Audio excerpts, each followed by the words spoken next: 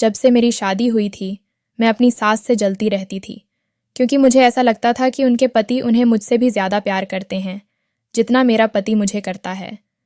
यह बात उन्होंने मुझे अपनी ज़ुबान से नहीं बताई थी, लेकिन उन्हें देखकर ही लगता था। जब मैं उनके कमरे के पास से गुजरती तो मुझे ऐसी आवाज़ें आतीं जो मेरी आत्मा को मचा देती थीं। एक दिन मैंने सोचा कि अंदर झांक कर देख लेती हूँ कि आखिर ऐसा क्या हो रहा है, लेकिन इससे भी मुझे संतोष नहीं हुआ। एक दिन मैं उनके कमरे में ही छुप गई। मुझे पता था कि यह बात बड़ी अजीब है, लेकिन उस दिन वहाँ पर जो हुआ, मैं सामने तो नहीं आना चाहती थी, लेकिन सामने आकर मैंने अपने ससुर से ऐसी बात कह दी कि मेरी सास भी हैरान रह गई और मेरा ससुर भी। फिर उन्होंने कहा कि अगर तुम्हें इतना ही शौक है तो ज़रा तुम सामने तो आओ। और फिर ससुर ने जब मेरी शादी मेरे पति रवि से हुई तो मेरी सासू माँ रात की जगह कमरे में आ गईं। मैं उन्हें देखकर हैरान रह गई। मैंने कहा कि आपका यहाँ पर इस वक्त क्या काम है, लेकिन मैंने यह बात अपने दिल में ही रखी। वो मेरे सामने आकर बैठ गईं और मैंने कहा कि मैं तुमसे यह बताना चाहती हूँ गीता, कि मेरा बेटा बहुत मासूम है, बेचारा उसे किसी बात का कुछ पता नहीं है।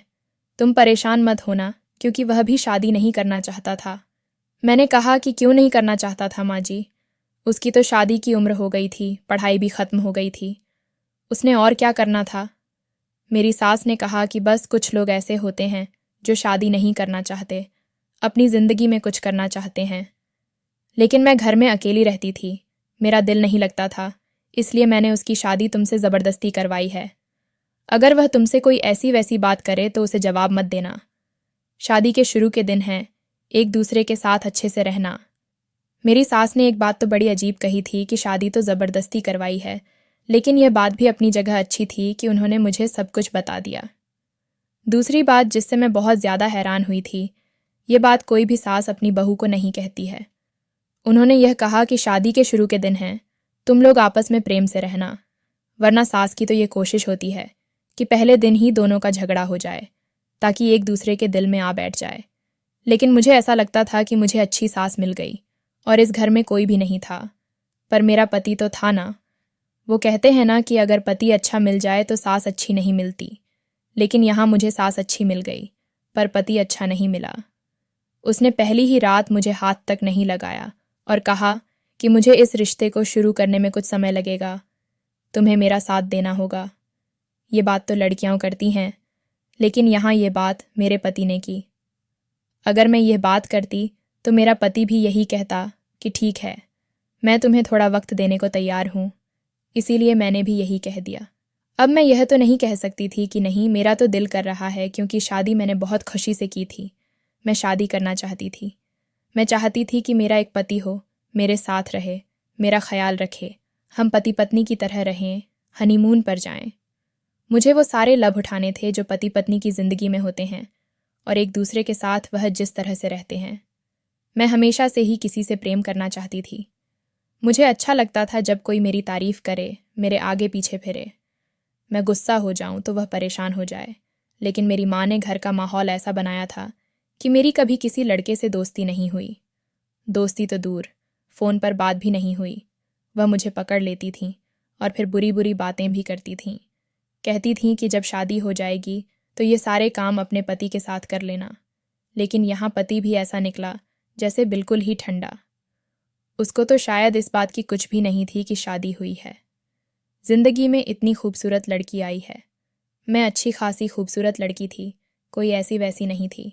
वह भी देखने में काफ़ी सुंदर था, लेकिन मेरे मुकाबले का नहीं था। लेकिन उसे कुछ होना चाहिए था, पर वह बिल्कुल भी कुछ नहीं था। यह रात इसी तरह गुजर गई। सुबह हुई तो रस्में होने लगीं। मुँह दिखाई का दिन था। इधर उधर से रिश्तेदार और मोहल्ले की औरतें आने लगीं। सब ने मुझे देखा। मेरी सास मेरा बहुत अच्छे से ख्याल रख रही थी। मेरे ससुर अभी भी जवान लगते थे और सुबह सुबह दंड बैठकर मारा करते थे। बहुत ज़्यादा मर्दाना किस्म के आदमी थे। मर्द का सिर्फ मर्द होना ही काफ़ी नहीं होता कि वह मर गया। कुछ लोग मर्द होते हैं, लेकिन उनके अंदर मर्दों वाली कोई बात नहीं होती। वह मर्द भी थे और देखकर भी पता चलता था कि सही मर्द है। और इधर एक मेरा पति था जो मर्द था, लेकिन ऐसा लगता था कि औरतों की तरह शर्माता है। मुझे तो लगता है कि वह मुझसे शर्मा ही रहा था, वरना वो इतनी सुंदर रात को क्यों ऐसे ही खाली जाने देता। मैंने अपनी सास से पूछा कि कहीं ऐसा तो नहीं था कि मेरे पति को कोई और लड़की पसंद थी और आपने उसकी शादी मुझसे करवाई। तो मेरी सास ने कहा कि नहीं, ऐसी कोई बात नहीं थी। अगर ऐसी बात होती तो मैं उसी लड़की से उसकी शादी करवा देती। मुझे इस बात से कोई आपत्ति नहीं थी। हमारे परिवार में ऐसी बातों को बुरा नहीं समझा जाता। मैंने तुम्हारे ससुर जी से भी मोहब्बत की थी। ऐसे थोड़ा सा ऐसा बना दो कि जैसे इसकी ज़िंदगी में कोई खुशी आ जाए। मैं अपने बेटे को खुश देखना चाहती हूँ, बस सर झुका के काम करने में लगा रहता है। मैं उनकी बात का मतलब समझ रही थी, पर कोशिश कर रही थी कि हमारी तारें सही जुड़ जाएं ताकि हमारी ज़िंदगी में उजाला हो जाए। मैंने अपनी सास को देखा तो वह किचन में मेरे ससुर के साथ बैठी थीं और उनके हंसने की और एक दूसरे को छेड़छाड़ करने की आवाज़ें आ रही थीं। मतलब वह ऐसे बैठे थे जैसे उनकी नई नई शादी हुई है, और हम दोनों बाहर टेबल पर आमने सामने बैठे थे, साथ नहीं बैठे थे और नाश्ता कर रहे थे। फिर मेरे ससुर आकर बैठ गए और कहने लगे कि हनीमून का क्या प्लान है। मैं बड़ी हो गई हूँ, अच्छे घर में आ गई हूँ, खुद ही कह रहे हैं कि हनीमून पर जाना है। मैं तो पहले से ही जाना चाहती थी, पर यह सवाल उन्होंने मुझसे नहीं, मेरे पति से किया था, और जाहिर है जवाब भी उसी ने दिया था। मैं तो एक दिन की दुल्हन थी। मेरे पति ने कहा कि उससे तो बहुत खर्चा हो जाएगा। तो मेरे ससुर कहने लगे कि खर्चे की क्या बात है, शादी में तो सबके ही खर्चे होते हैं, जहाँ इतना पैसा लगाया है थोड़ा और लगा देंगे। तुम्हारा ये सब करने का मौका नहीं मिलता, फिर जिंदगी बड़ी अजीब सी हो जाती है बेटा। देखो, हम लोग उन माँ बाप में से नहीं हैं जो कह दें कि नहीं नहीं, यह बात ठीक नहीं है। तुम लोगों की शादी हुई है, शादी इंसान किस लिए करता है। मैं मन ही मन सोच रही थी कि मेरे ससुर तो बड़े अच्छे हैं, हर बात खुलकर बोल देते हैं। कहने लगे, तो बताओ कहाँ जाओगे, शिमला जाओगे या गोवा जाओगे। मुझे दोनों जगह जाने में कोई समस्या नहीं थी। मैं दोनों जगह पहले कभी नहीं गई थी, पर मेरे पति ने अजीब सी बात कह दी। उसने कहा कि मेरी छुट्टी नहीं मिल रही है ऑफिस से, अगर हम लोग गए तो बहुत बड़ा नुकसान हो जाएगा, मैं तो नहीं जा सकता। तो वह कहने लगे, तो फिर क्या, बहू रानी को अकेला भेज दें। अरे ये क्या बहू, क्यों छुट्टी नहीं ले सकते। मेरे पति ने लंबी सी कहानी सुना दी, जिसका नतीजा यही निकला कि छुट्टी तो वह नहीं ले सकता था और उसको नुकसान भी हो सकता था। यहाँ पर तो उसकी नौकरी भी जा सकती थी, इसलिए यह बात तो यहीं पर रह गई। लेकिन मेरे ससुर ने इतना कहा कि फिर जैसे ही तुम्हें वक्त मिले तुम बहू रानी को हनीमून पर लेकर जाना है। एक यह सुनकर वह कहने लगे, ठीक है, ले जाऊंगा। मैंने मन ही मन सोचा, चलो देर से ही सही, लेकिन ले तो जाएगा। अब क्या करूं, कुछ बोल भी नहीं सकती। कौन सा मैंने पहले ही दिन अपने पति को अपने पल्लू से बांध लिया है कि जो मैं कहूं वही वह करे। इसने तो मेरी तरफ देखा भी नहीं है। शाम को मेरी सासू माँ ने बड़ी अजीब सी बात कही। वह कहने लगीं, अच्छा हुआ कि तुम लोग नहीं गए, वरना मैं पीछे अकेली रह जाती। मैंने कहा, आप अकेली क्यों रहेंगी, आपका पति तो है आपके साथ। तो वह कहने लगीं, तुम नहीं समझोगी, बस मेरा दिल नहीं कर रहा था, मैं तो अपने लिए लेकर आई हूँ। मैंने कहा, मैं भी आपकी बात नहीं समझी। तो वह कहने लगीं, जब कोई अकेला होता है तो मैं यहाँ रहकर तुम्हारे साथ व्यस्त हो जाऊंगी। और फिर रात को ही मेरी सासू माँ बगल में बैठकर कहने लगीं, मेरे सिर में तेल लगा दो और पैरों में भी तेल की मालिश कर दो। यानी उन्होंने खुद को भी व्यस्त कर लिया और मुझे भी। उधर उनके पति उन्हें बहाने बहाने से बुलाने की कोशिश कर रहे थे और मेरा पति मुझे बुला नहीं रहा था, लेकिन मैं भी अपने कमरे में जाना चाहती थी।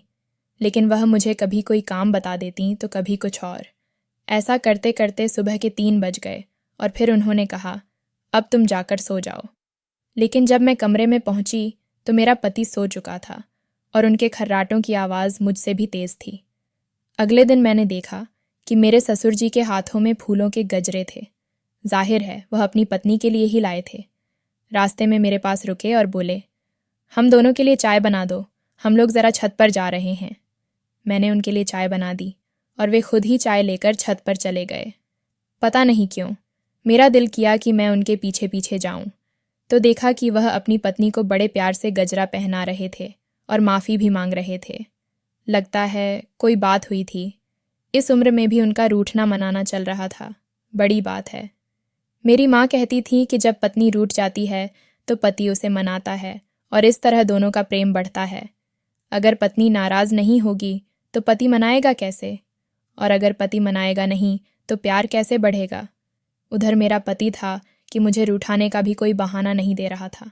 मुझसे इस तरह से दूर रहा जैसे मैं उसकी पत्नी नहीं हूँ, बस कोई औरत हूँ जो कुछ दिनों के लिए उसके कमरे में रहने के लिए आई है। और अगर उसने मुझे हाथ भी लगाया तो उसे पाप चढ़ जाएगा। मैंने खुद को बड़े अच्छे तरीके से तैयार किया, लेकिन मेरी सास कभी भी ठीक से तैयार नहीं होती थीं। बस वही घर के सामान्य कपड़ों में रहती थीं। फिर भी उनके पति उनके पीछे पीछे रहते थे। और यहाँ मैंने 4 घंटे लगाकर साज श्रृंगार किया, लेकिन मेरे पति ने फिर भी मुझे नहीं देखा। उधर मेरे माँ बाप पूछ रहे थे कि सब कुछ ठीक है।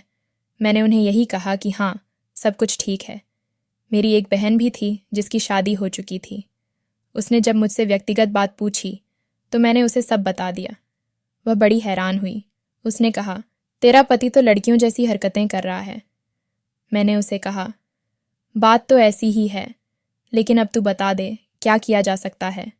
वह कहने लगी, कुछ भी नहीं किया जा सकता। उसे थोड़ा समय दे और रोज़ इसी तरह अच्छे तरीके से तैयार हुआ कर, सब कुछ ठीक हो जाएगा। अभी तो तेरी शादी को 1 हफ्ता हुआ है। देख, सारे मर्द एक जैसे नहीं होते, जैसे सारी औरतें एक जैसी नहीं होती। मैंने कहा, ठीक है। लेकिन एक दिन मैं अपने सास और ससुर के कमरे के बाहर से गुजरी। रात का वक्त था। इस समय मैं कभी भी उनके कमरे के बाहर से नहीं गुजरती थी। मुझे प्यास लगी थी, पानी लेने आई थी। जब मैंने देखा कि मेरी सास के कमरे से अजीब सी आवाज़ें आ रही थीं। वह मेरे ससुर को गालियाँ दे रही थीं, छोड़ दे मुझे, छोड़ दे मुझे। और ऐसी ऐसी गालियाँ दे रही थीं जो हम सामान्य रूप से बोल देते हैं, जैसे कमीने, यह वह। लेकिन ऐसा नहीं लग रहा था कि ये लोग लड़ाई झगड़ा कर रहे थे। ऐसा लग रहा था जैसे आपस में हंसी मजाक कर रहे थे। जो भी हो, मैं समझ गई, और जिस व्यक्ति की भी शादी हुई हो वह भी समझ जाएगा। इसे प्यार भरी छेड़छाड़ कहते हैं, और ये तो सब लोग ही करते हैं। मैं वहाँ से गुजर गई। सुबह ही मैंने अपनी सास की गर्दन पर कुछ अजीब से निशान देखे। वह मुझसे उसी दवाई के बारे में पूछ रही थीं जो इस तरह के निशान पर लगाई जाती है, लेकिन ये निशान तो किस्मत वालों को ही नसीब में आते हैं। मैंने उनसे कहा, जी, वह सामने ही पड़ी है। उन्होंने तुरंत उस दवाई को लगा लिया। वह बड़ी परेशान लग रही थी इन निशानों से। अब मैं उनसे कैसे पूछती? मेरी भी तो शादी हुई थी। अगर मैं उनसे पूछती तो उन्हें लगता कि मैं जानबूझकर मज़े लेने के लिए पूछ रही हूँ। इसीलिए मैंने नहीं पूछा। धीरे धीरे मुझे इस घर में रहते हुए महसूस होने लगा कि कैसे मेरे सास और ससुर की ज़िंदगी मेरे पति की और मेरी ज़िंदगी से बहुत ज़्यादा अच्छी है। इस उम्र में भी वह एक दूसरे के साथ कितने अच्छे तरीके से रहते हैं, बिल्कुल दोस्त जैसे। अब उनकी भी शादी हुई है, और इधर हम हैं कि हमारी शादी को 1 महीना भी नहीं हुआ और मेरा पति मेरे साथ इस तरह से पेश आ रहा है जैसे मैंने उसे 4 बच्चे पैदा करके दे दिए हों। मैं मोटी हो गई हूँ, पहले जैसी सुंदर नहीं रही हूँ, और हमारी शादी को 15 साल गुजर गए हों। लेकिन जिनकी शादी के 15 साल गुजर जाते हैं, उनकी ज़िंदगी भी ऐसी नहीं होती जैसी हमारी थी। एक दिन मैंने अपने पति से कहा, क्या मैं आपको अच्छी नहीं लगती? क्या मैं सुंदर नहीं हूँ? वह थोड़ा घबरा गया। शायद उसे उम्मीद नहीं थी कि मैं इस तरह का सवाल अचानक से कर दूंगी। मैंने सोच लिया तो कहने लगा, ऐसी बात नहीं है, तुम बहुत सुंदर हो। मैंने कहा, तो फिर मुझसे दूर दूर क्यों रहते हैं? मैं तो आपकी पत्नी हूं ना। तो वह कहने लगा, मैंने तुम्हें अपना मसला बताया था ना। जब मुझे ऐसा लगेगा कि सब कुछ ठीक है तो तुम्हें कुछ भी कहने की ज़रूरत नहीं पड़ेगी। मैं खुद ही तुम्हारे पास आ जाऊंगा। मैंने कहा, पता नहीं वह दिन कब आएगा, मुझसे तो इंतज़ार नहीं होता। आप मेरे पति हैं, मैं आपके साथ अच्छे तरीके से रहना चाहती हूँ। आपने हनीमून पर जाने से भी मना कर दिया। तो उसने कहा कि मुझ पर अभी बहुत बोझ है, शादी और कर्जे भी हुए हैं, अभी मुझे बहुत सारा कर्जा उतारना है। यह सुनकर मैं वाकई बहुत परेशान हुई। फिर मुझे किसी दोस्त ने मशवरा दिया कि तू कुछ दिनों के लिए अपने मायके चली जा। जब तुझसे दूर रहेगा तो खुद ही तेरी याद आ जाएगी। मैं मायके चली गई। 3-4 दिन गुजर गए, लेकिन उसे मेरी याद नहीं आई। फिर मैंने उससे कहा कि मुझे लेने आ जाओ, तो वह मुझे लेने आ गया। मैंने पूछा कि क्या तुमने मुझे याद किया? तो वह कहने लगा कि काम इतना था कि मुझे अपनी फ़िक्र नहीं थी, तो तुम्हें याद करने का वक्त नहीं मिला। माफ़ करना, मैंने तुम्हें फ़ोन भी नहीं किया। जब मैं वापस आई तो अपनी सास को देखकर हैरान रह गई।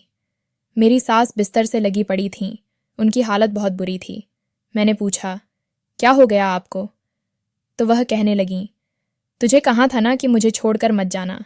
देख मेरी तबीयत कितनी खराब हो गई। मैं हैरान रह गई कि मेरे जाने से उनकी तबीयत को क्या हो गया। घर में तो इतने काम नहीं होते थे और साफ सफाई और बर्तन कपड़े के लिए तो काम वाली भी आती थी। मैंने कहा, आपने ज़्यादा काम किया क्या? लक्ष्मी नहीं आई थी? तो कहने लगीं, बात लक्ष्मी की नहीं है, बात तेरी है।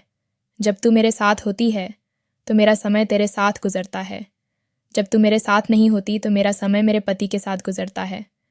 मैंने कहा, फिर इसमें दिक्कत क्या है? ये तो अच्छी बात है कि आपका समय आपके पति के साथ गुजरे। वह कहने लगीं, तुझे कुछ नहीं पता, बस तू मुझे छोड़कर ना जाया कर। अब चल, मेरे लिए अच्छी सी चाय बना दे, मैंने दवाई लेनी है। मैंने कहा, ठीक है।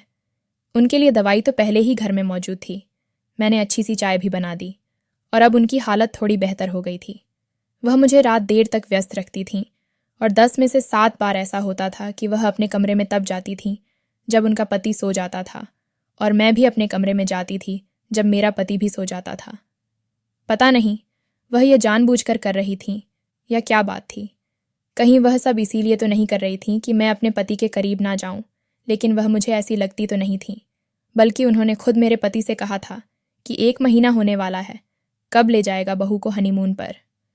मेरे पति ने फिर से कोई बहाना बना दिया। कभी कभी मैं सोचती थी कि मेरा पति किस तरह का मर्द है, क्यों मेरी तरफ देखता नहीं, आखिर मुझ में क्या कमी है। यहाँ तक कि मैंने अपने आप को ही कम समझना शुरू कर दिया कि शायद मेरे अंदर ही कोई कमी है कि मैं अपने पति को अपनी तरफ आकर्षित नहीं कर सकती हूँ। हमारी शादी के शुरू के दिन हैं और दूसरी तरफ मेरे ससुर थे जो शादी के कई साल बाद भी अपनी पत्नी से इतना प्रेम करते थे। कभी उनके लिए कोई चीज़ लेकर आते तो कभी उनके साथ हंसी मजाक करते, छेड़छाड़ करते और रात को उनके कमरे से जो आवाज़ें आती थीं वह भी सिर्फ किस्मत वालों के कमरे से ही आ सकती हैं। हम लोग तो मुंह फेर कर सो जाते थे। मैंने सोच लिया कि मेरे ससुर इस उम्र में भी इतने जवान क्यों हैं। लगता है उनकी जवानी का कोई राज है और यह राज उनके कमरे में जाकर ही पता कर सकती हूँ। लेकिन ऐसे में कैसे कमरे में जा सकती थी? सोचा था कि कमरे में कोई खिड़की होगी, कोई रोशनदान होगा, तो वहीं से झांक कर देख लूंगी। लेकिन उन्होंने वह कमरा लिया था जहां पर ना तो कोई खिड़की थी और ना ही रोशनदान था, इसलिए शायद मुझे उनके कमरे में छिपकर सब कुछ देखना पड़ेगा। ये बात अच्छी थी कि उनके कमरे में छिपने की काफ़ी सारी जगह थी, मैं आराम से वहां छिप सकती थी और उनको पता भी नहीं चलता। पर दूसरी तरफ मेरी सास ऐसी औरत थीं जो अपने पति से बिल्कुल भी खुश नहीं रहती थीं। मैं उनको यह बात किस तरह समझाती कि बिना खाना खाए कोई नहीं सोता। खाना सबको मिल जाता है, सड़क पर भी ज़्यादातर लोग नहीं रहते, घर भी सबके साथ होता है चाहे जैसा भी हो, लेकिन प्यार करने वाला पति सबको नहीं मिलता। बात सिर्फ पैसों की नहीं थी। ये बात अच्छी थी कि मेरा पति बहुत अच्छी कमाई करता था, लेकिन इतनी पढ़ी लिखी तो मैं भी थी। ठीक है, अगर नौकरी करती तो 2-4 पैसे मैं भी कमा लेती, भूखी तो नहीं रहती, लेकिन जिसको मोहब्बत की भूख हो उसको और कुछ समझ ही नहीं आता। मेरे साथ ही मेरी 2-3 सहेलियों की भी शादी हुई थी। उन सबके घर बच्चे आने वाले थे और मैं अभी तक ऐसे ही फिर रही थी। अरे, आजकल कौन से ज़माने रह गए हैं कि शादी हो जाए तो 1-2 साल तक लोग बच्चा नहीं करते। लोग तो पहले साल में ही बच्चा कर लेते हैं। शादी की पहली सालगिरह पर बच्चा या तो 2.5 महीने का होता है या फिर 1.5 महीने का। मेरे अपने भाई की जब शादी की पहली सालगिरह थी तो उनकी बेटी 2.5 महीने की थी और यहाँ पर मेरी शादी को महीना पर महीना गुजरता जा रहा था, लेकिन बच्चा तो तब होता जब हम पति पत्नी वाला ताल्लुक रखते, और अभी तक हमारा पति पत्नी वाला कोई मामला नहीं था। मेरी सास से जब मैंने बात की तो मैंने कहा कि आपने कहा था कि आपने अपने बेटे की शादी ज़बरदस्ती करवाई है। वह बात तो अपनी जगह ठीक है, लेकिन अब देखिए कितने महीने हो गए हैं, आप अपने बेटे से बात क्यों नहीं करती? वह कहने लगीं, देख, यह अपने बाप पर अगर चला गया ना तो फिर तू मुझे कहेगी कि तूने बात क्यों की। मैंने कहा, क्या मतलब मंजी, मुझे आपकी बात समझ नहीं आई। वह कहने लगीं, यह जो खानदान है ना, इनके मर्द औरतों के पीछे पागल हो जाते हैं, ना काम के रहते हैं ना काज के, कमरे से बाहर ही नहीं निकलते। जब मेरी शादी हुई थी ना तो तुम्हारे पापा जी कमरे से बाहर ही नहीं निकलते थे। इनके सारे भाई, इनके पापा हम लोगों को ऐसी ऐसी बातें करते थे। मैं जब कहती थी कि मुझे शर्म आती है तो कहते थे कि क्यों शर्माती है, हमने तो शादी की है। बस फिर किसी तरह इन्होंने थोड़ा बहुत काम किया, लेकिन अभी इनके ऊपर लोगों का इतना कर्जा है जो रवि को ही उतारना है। तभी तो वह पागलों की तरह बेचारा काम करता रहता है, और उसकी शादी ना करने की वजह भी यही थी। वह कहता था कि अभी मुझे बहुत मेहनत करनी है, शादी करूंगा तो खर्चे और ज़्यादा बढ़ जाएंगे, इसलिए वो शादी नहीं करता था। ऐसी कोई बात नहीं थी कि उसकी ज़िंदगी में कोई लड़की थी या कोई और मसला था। मैंने कहा, यह क्या बात हुई मंजी? यह सब कुछ तो ज़िंदगी के साथ साथ चलता है ना। अब आपके ऊपर काम कर रहा था वो हो जाए तो इसका मतलब ये तो नहीं कि आप शादी ना करें। 3 यहाँ तक कि जब काम खत्म हो गया, सास ने कहा, यही समझाकर मैंने उसकी शादी तो करवा दी, लेकिन अब बाकी का काम तो तेरा है ना बेटा। अब मैं उसे बार बार यह तो नहीं कह सकती कि अपनी पत्नी को समय दिया कर। पति का पत्नी को समय देना क्या होता है, यह तो तुझे पता है ना। अब मैं उसे बार बार कहूंगी तो मुझे भी शर्म आएगी और उसे भी बुरा लगेगा, इसलिए अब तुझे यह सब कुछ खुद ही संभालना है। लेकिन मैं तुझे बता रही हूं, जब तक वह तुझसे दूर है तू शुक्र मना। मुझे उनकी बातें समझ नहीं आती थीं। यह वही बात थी कि जिसका पेट भरा होता है उसे रोटी अच्छी नहीं लगती, लेकिन जिसका पेट खाली होता है वह सूखी रोटी खाने के लिए भी तैयार बैठा होता है। इन्होंने तो मुझे बताना नहीं था कि इनके दोनों के बीच क्या चल रहा है, लेकिन मुझे जानना था, और वैसे भी खाली दिमाग शैतान का घर होता है। अब मेरे पास और कुछ करने को भी तो नहीं था, इसलिए सोचा कि यही कर लेती हूँ। एक दिन मैंने अपने सारे काम खत्म करके अपनी सास को यह कहकर गई कि मेरे सिर में बहुत दर्द हो रहा है, मैं कमरे में सोने के लिए जा रही हूँ। उन्होंने कहा, ठीक है, तू सोने के लिए जा रही है और आज मेरी नींद उड़ जाएगी। मुझे उनकी बातें समझ नहीं आती थीं। मेरे साथ पता नहीं उनकी कौन सी बात जुड़ी हुई थी कि वह मुझे कहती थीं कि तूने ज़्यादा से ज़्यादा समय मेरे साथ ही बिताना है। खैर, मैं अपने कमरे में आ गई और मेरे पति ने आज घर नहीं आना था। उसने पहले ही कह दिया था कि आज मुझे बहुत काम है, लेकिन मैंने यह बात अपनी सास को नहीं बताई थी। मैं उन्हीं लोगों के कमरे में छुप गई थी। मेरे ससुर पहले ही कमरे में आकर बिस्तर पर बैठ गए और फ़ोन पर कुछ देखने लगे। तकरीबन आधे घंटे के बाद मेरी सास भी सारे काम खत्म करके आ गई, और फिर उसके बाद जो इस कमरे में होना शुरू हुआ वह ऐसा अजीब था कि मुझे बताते हुए भी अजीब लग रहा है। जैसे ही मेरी सास कमरे में आई, मेरे ससुर ने उनके सामने गजरे पहनाकर जो जाकर उनके पैरों में गिर पड़े, कहने लगे, चल इनको पहन के तैयार हो जा। ये बात सुनकर वह भी हैरान हुई, और मैं भी, क्योंकि यह बात उन्होंने जिस तरह से कही थी वह अंदाज बहुत ही ज़्यादा गलत था। वह कहने लगीं, तुम जो कर रहे हो वह मैं अब और नहीं करूँगी। तुमने मुझे कहीं का नहीं छोड़ा, मैं तुम्हारी कोई बात नहीं मानूंगी। वह कहने लगे, बात तो तुझे माननी पड़ेगी, नहीं तो तुझे क्या लगता है कि तुझे इस उम्र में कौन संभालेगा? तेरा बेटा रवि जो अपनी पत्नी को भी नहीं संभाल पा रहा है, थोड़ा सा काम क्या पड़ गया उसे, तो उसने तो अपनी पत्नी को भी वक्त नहीं दिया। मेरी सास ने कहा, आपको कैसे पता कि उन दोनों के बीच क्या चल रहा है? तो वह कहने लगे, मुझे अच्छी तरह पता है, मैं भी तो इसी घर में रहता हूँ। तभी तो वह मुंह लटकाए फिरती रहती है, उसको देखकर लगता ही नहीं कि वह सुहागन है, और अभी तक उनका बच्चा भी तो नहीं हुआ है। अपने बेटे के दम पर मेरे सामने बातें करने की ज़रूरत नहीं है। वह तुझे क्या संभालेगा जिसे सिर्फ अपना ऑफिस ही नहीं संभलता है? और तेरी बहू, उसको भी ज़्यादा अच्छा समझने की कोशिश न करना। आजकल की लड़कियां अपने पति के घर वालों की इज्जत नहीं करती हैं। हम दोनों ने मिलकर कमाना है, और मुझे नहीं तेरा ख्याल करना है। मेरी सास ने कहा, तुम इसको ख्याल करना कहते हो? तुम मेरी वीडियो बनाकर भेजते हो, पता नहीं कौन से तुम जैसे बूढ़े हैं जिनको बूढ़ी औरतों की वीडियो अच्छी लगती है, इसलिए तुम मुझे तैयार करते हो, मेरा ख्याल रखते हो, मेरे खाने पीने का ख्याल रखते हो ताकि मैं अच्छी लग रही हूँ। रात भर मेरी वीडियो बनाकर उस वीडियो को भेजते हो। मुंह पर मास्क होता है, लेकिन मुझे तो पता होता है ना कि मैं हूँ। कल को अगर ये बात हमारे बेटे को पता चल गई तो वह क्या करेगा? मैं तुम्हारे साथ नहीं रहना चाहती, सारी ज़िंदगी तुम्हारे साथ गुजार रही, पर यह नहीं पता था कि आखिर में आकर तुम इस तरह हो जाओगे। पहले तो सिर्फ हाथ उठाते थे, अब तो मेरी इज्जत का भी सौदा करने लगे हो। यह बात सुनकर तो मैं हैरान रह गई। मुझे तो लगा था कि यह दोनों आपस में बड़े अच्छे तरीके से रहते हैं, तभी तो ससुर जी रोज़ उनके लिए गजरे लाते, उनके खाने पीने का ख्याल रखते हैं।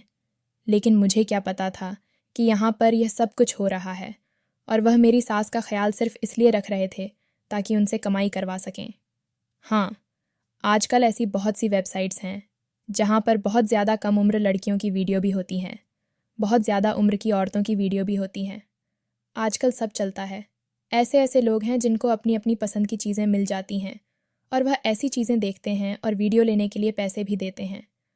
आज मेरी सास का मूड शायद पहले से ही ख़राब था। उन्होंने कह दिया, मैं तुम्हारी बात नहीं मानूंगी, चाहे जो भी कर लो। अपने बेटे को सब कुछ बता दूंगी। शायद वह पहले भी इस तरह की धमकियां देती रहती थीं, इसलिए ससुर उन पर हाथ उठाता था। और मैं जब निशानों को मोहब्बत के निशान समझ रही होती थी, वह मोहब्बत के नहीं, नफ़रत के निशान होते थे। मेरी सास ने गुस्सा करना शुरू कर दिया और कहने लगी, आज तुम्हारी बात नहीं मानूंगी, चाहे जो भी कर लो। मेरा ससुर आगे बढ़ा और शायद मेरी सास पर हाथ उठाने लगा कि मुझे भी गुस्सा आ गया और मैं सामने आ गई। मैंने कहा, बस करें पापा जी, क्या कर रहे हैं आप? आपको शर्म आनी चाहिए। वह मुझे वहाँ पर अचानक देखकर हैरान रह गया और मेरी सास भी हैरान रह गई। तभी मेरी सास देर से कमरे में जाती थी, बार बार मुझे अपने पास बैठा लेती थी ताकि मशरूफ़ नज़र आएं। मैंने कहा, मैं तो आप दोनों को बड़ा अच्छा समझती थी कि आप दोनों में बहुत प्रेम है, लेकिन आप तो प्रेम के काबिल ही नहीं हैं। अगर आपने मेरी सासू माँ पर हाथ उठाया तो मैं पुलिस को बुला लूँगी। मैंने अपनी सास का हाथ पकड़ा और उन्हें अपने कमरे में लेकर चली गई। मेरे ससुर मेरे कमरे के बाहर आकर खड़े हो गए और धमकियाँ देने लगे कि तुझे तो मैं अपने बेटे से अलग कर दूँगा, तुम दोनों की तलाक करा दूँगा। मेरी सास रोती रहीं और रोते रोते उन्होंने मुझे बाकी की कहानी भी सुनाई। ऐसी ऐसी बातें बताईं कि मेरी आंखों में भी आंसू आ गए और कहने लगीं कि इसकी ज़िंदगी में और भी जवान लड़कियां हैं, तभी तो ये खुद जवान रहता है, मुझे इस्तेमाल कर रहा है। मुझे तो बड़ा अफसोस हो रहा था कि कैसे कैसे लोग हैं दुनिया में। सुबह मेरा पति घर आ गया तो मैंने सबसे पहले उसे यह बात बताई। वह भी सुनकर आग का गोला हो गया। उसने मेरी सास से भी कहा कि आपको यह बात मुझे बतानी चाहिए थी। वह कहने लगी, मैं डरती थी। 4. इस उम्र में अगर तेरे बाप ने मुझे छोड़ दिया तो मेरे माथे पर तलाक का दाग लग जाएगा, फिर लोग बातें करेंगे। वह कहने लगा कि ऐसे आदमी से तो मैं खुद तुम्हारी तलाक करवा दूंगा। आपने सारी ज़िंदगी के साथ पता नहीं कैसे गुजार ली। मेरी सास ने कहा, बेटा तेरे लिए ही गुजार रही हूँ। तो मेरे पति की आंखों में आंसू आ गए। उसने कहा कि अब आप ऐसा नहीं करेंगी। उसने अपने ही बाप के खिलाफ केस कर दिया कि वह उसकी माँ को छोड़ दे। अब वह बार बार माफ़ी मांगता था। उसे घर से भी निकाल दिया। अभी केस चल रहा है। मेरी सास कभी कहती हैं कि बस माफ़ कर देते हैं, शायद उसका मन बदल गया है, लेकिन मेरे पति का कहना है कि मुझे नहीं लगता ऐसा हुआ होगा। मेरे पति के साथ मामला भी ठीक हो गया है। उसके ऊपर बहुत कर्जा था। जब उसने मुझे बताया कि नहीं पता लोगों को कितने पैसे देने हैं, तो मैं भी हैरान हो गई। मैंने भी उसे तंग करना छोड़ दिया, लेकिन जब मैं उससे दूर जाने लगी तो वह खुद ही मेरे पास आ गया। अब हमारी ज़िंदगी ठीक हो गई है, लेकिन अब यह समझ नहीं आता कि अपनी सासू माँ को दोबारा से ससुर जी के साथ रहने के लिए छोड़ दिया जाए या नहीं। वह कहते हैं कि मैं बदल गया हूँ, भगवान की कसम खाता हूँ। अब पता नहीं क्या मामला है। मेरी सास भी कहती हैं कि जहाँ इतनी ज़िंदगी गुजर गई वहाँ थोड़ी और गुजर जाएगी, लेकिन इस बुढ़ापे में तलाक नहीं लेना चाहती। अब आप लोग ही बताइए कि हमें क्या फ़ैसला करना चाहिए, क्योंकि हम लोग बहुत परेशान हैं। हम नहीं चाहते कि हमारी माँ फिर से उस आदमी के हाथों इस्तेमाल हो, पर वह कहती है कि अगर वहाँ से बच गई तो समझो मुझे बातें करके मार डालेगा। आप लोग ही बताएं कि क्या किया जाए। कितनी अजीब बात है, जब इंसान बुरा बन जाता है तो वह उम्र भी नहीं देखता। जिस वेबसाइट पर मेरे ससुर जी मेरी सासू माँ की वीडियो भेजा करते थे, उसके मालिक को भी पकड़ लिया गया है। जो इस तरह की वेबसाइट चला रहा था उसे भी पुलिस के हवाले कर दिया गया और उसने सारा कुछ डिलीट कर दिया है। फिर भी मेरी सासू माँ के लिए सब कुछ भूल जाएगी।